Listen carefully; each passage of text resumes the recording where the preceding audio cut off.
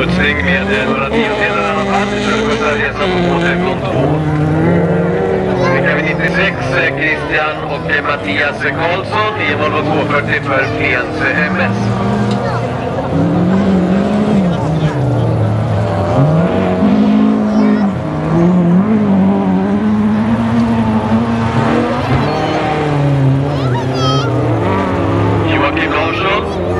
Tappar 2 tiondelar mot sin första körning. Då kör han på 2.12.0. Nu blir det 2.12.2.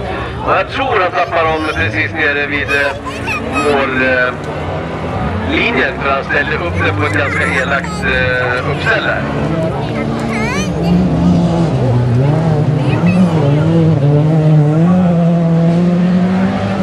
Start före 98. Per-Erik Andersson, Susanne Karlsson, EDV Golfetta före.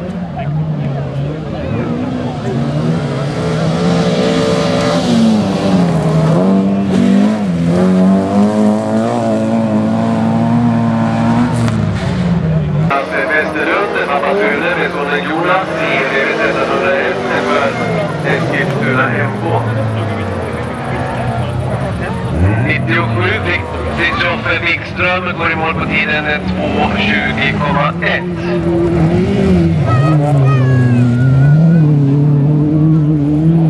Fullföljer inte första omgången, så är vi glada att han fick hårdlägg i alla fall.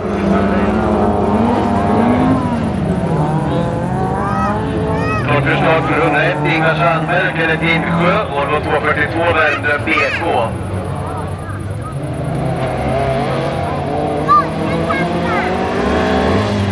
Kenneth som älskar det belgiska öret Leffen har nog lagt några på kylning när de kommer hem till Stockholm ikväll.